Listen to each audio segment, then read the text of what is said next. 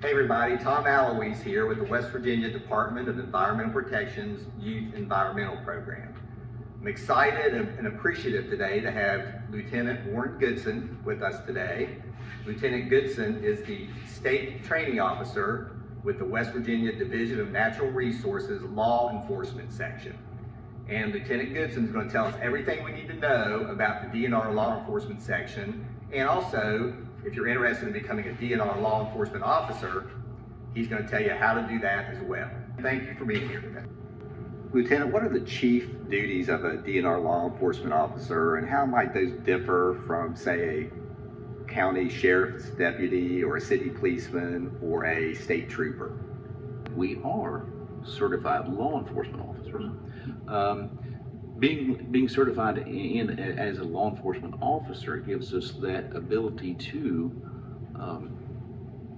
investigate murders, check your fishing license. So that's the gambit. That's what I always tell folks when they talk about what do y'all do.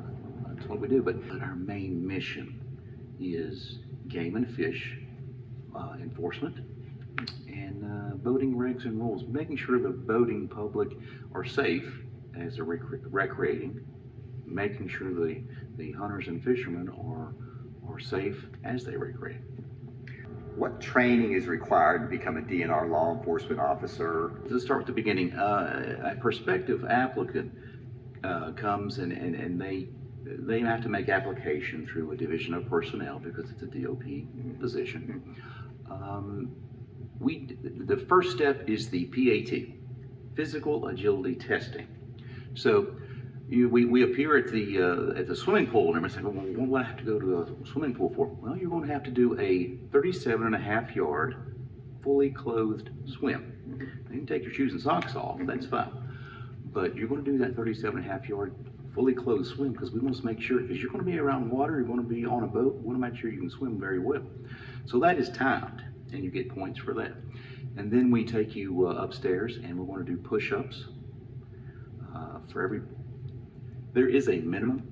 There's a Cooper standard, which is a minimum, but we always tell our applicants, male and female, do as many push-ups as you can, do as many sit-ups as you can, because that will get you more points for the ranking. Once the push-ups and sit-ups are done, you're going to go to a track. We typically do that at the State Police Academy. It's a 1.5 mile run in 14 minutes and 36 seconds. You must meet that standard. You must come underneath 14:36 or it's a no-go. After that, we're going to rank you again. You're going to have a DOP, Division of Personnel exam. And that exam is not easy. It's a very difficult exam. After the exam, you're ranked again, and you're going to go and come and speak with us. We did one not too long ago. There's a board interview. There's 6 of us sitting there at behind the tables, and you come in and you're there, and we'll ask you 10, 11 questions. You're going to be scored on that as well. So we want to see how you're going to react when you see 6 uniformed officers asking you a question. After that, you're going to be ranked as well again, and once that final list comes back to us from Division of Personnel, we're going to send so many names out for a background investigation. Unfortunately, the background investigation tends to eliminate many of our applicants. That's what I want to make sure when a youngster wants to do something in law enforcement. Stay in school, keep your nose clean, because it matters. You know, adolescent indiscretions are what gets folks in trouble later on in life. The Facebook post, the Facebook whatever, social media is not your friend, because that stuff stays around forever. Okay? After the background is completed, you're going to do your medical exam to make sure you're fit for duty. You're going to go through a polygraph exam, which is a lie detector test, and we're going to give you a psychological exam to make sure you're fit for duty as well. After your psychological exam, you're pretty much nearing the end, and you're going to be placed in an academy position. And again, we attend a 16-week basic police officers course. That is a residential academy. You are allowed to go home on the weekends. you must remain there during the week for 16 weeks. You're going to get 850 hours of coursework done. That is evasive driving, that's officer survivability training, that's physical training, that is in-seat coursework, DUI training. It's just criminal investigations training. It's a tremendous amount of work to be squeezed into 16 weeks. After your academy graduation, you're assigned a county within the state. Then the fun stuff starts. We like to send some folks through a field officer training program. So he or she will be placed with a field training officer. He or she is to ride with that field training officer during the FTO program. So basically, you're learning every part of the job, every aspect of the job, as you're being supervised, as you're being watched, and you're being taught the correct way to do it. So this is a very rewarding career. And again, we are the only law enforcement agency in the state that requires a 4-year degree. The requirements for natural resource police officer, 4-year degree. Typically the life sciences, criminology, that's a good one. That's a good aspect for a potential candidate. But we will also take 4 years full-time law enforcement experience.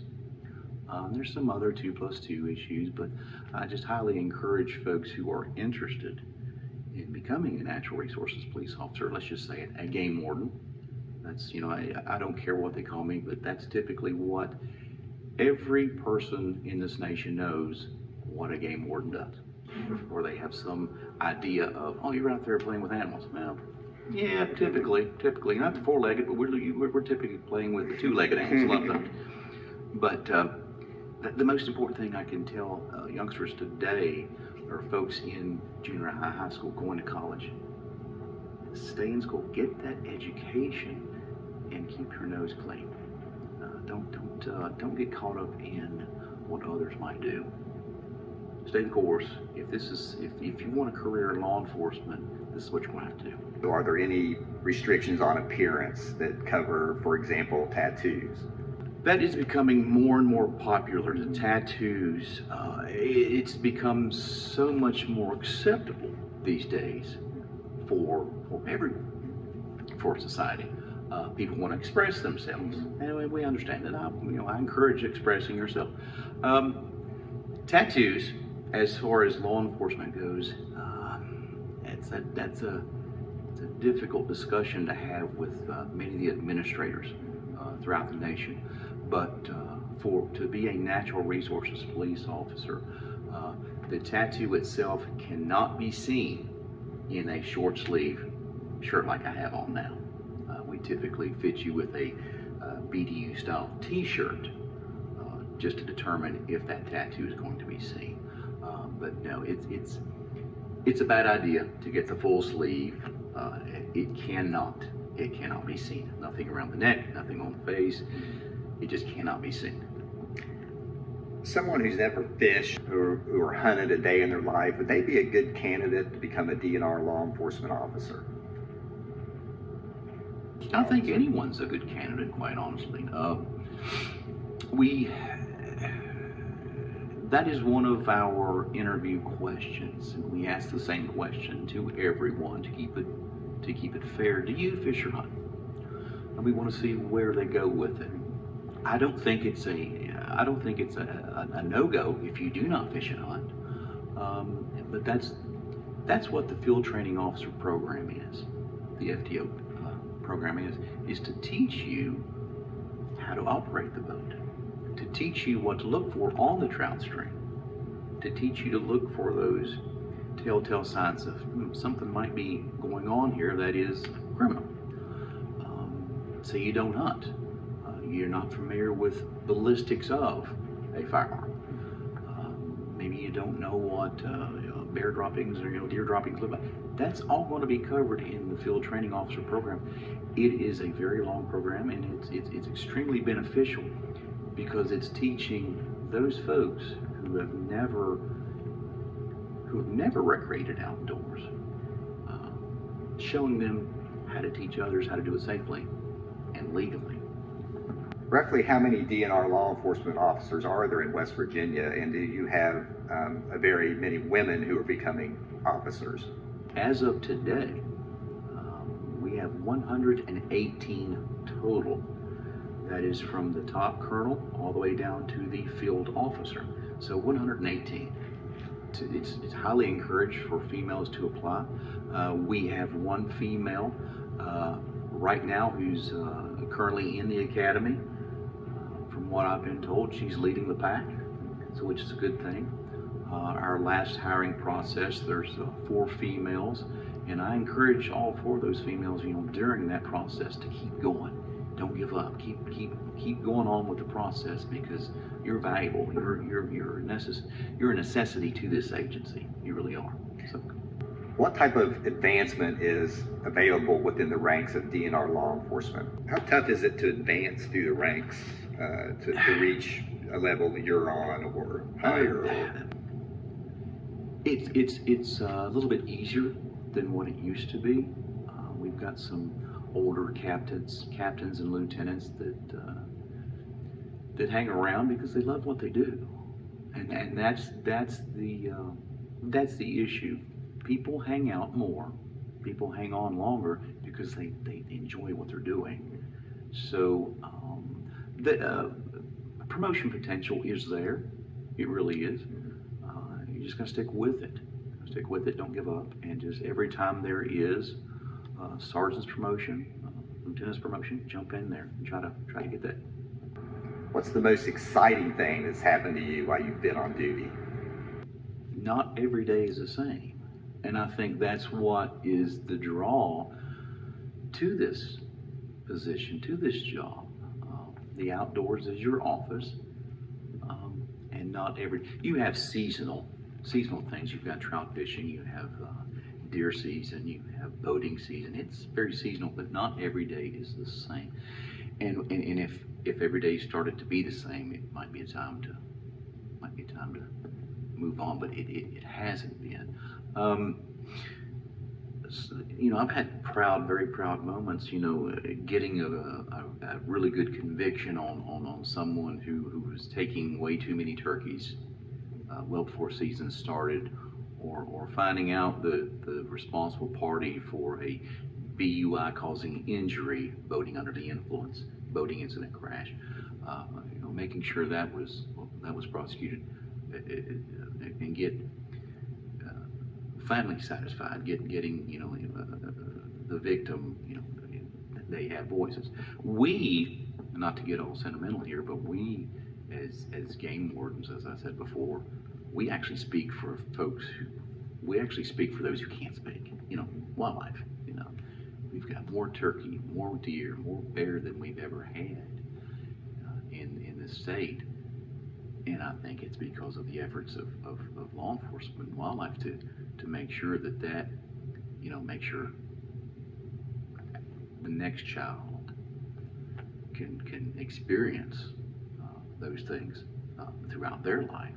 To answer the question, long way of answering, but just so many positives. A lot of things that I'm proud of myself, being awarded Wildlife Officer of the Year, being awarded National Wild Turkey Officer of the Year. Those are accomplishments that I cherish because I didn't expect to have that achievement. I just did my job, and that's what it's all about.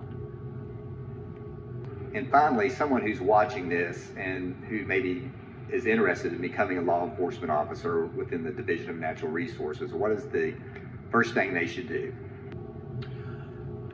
Look for, as an advantage, criminal justice. We have, with being in Charleston here, we have a very, very good criminal justice school as far as West Virginia State. We do a lot of career fairs and career days there, and we've pulled many many graduates from there and pulled them over onto our employment with us.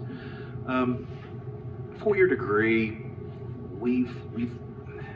is a base requirement. I'm not saying that wildlife management. My degree is actually in wildlife and fisheries resources. Something a 4-year degree within the life sciences, you're going to learn. We want to make sure you're an educated young man, young woman. You spent the time in college, but we're going to mold you and make you with what an excellent natural resources police officer is, as far as field training, showing you the right way to do things as you progress through the career. But basically 4-year degree, and gosh, I cannot stress enough those little adolescent, those young indiscretions that we may have done when we were younger, those will come back and bite you. So I always tell the kids, that's my say no to drugs and keep your nose clean. That's my speech that I always give to the youngsters, but I cannot stress it enough, because it will hurt you if you're not a good squared away individual. Perfect. We'll leave it at that. Thank you so much, Lieutenant, for providing us so much good information. We really appreciate it. Thank you. Appreciate it.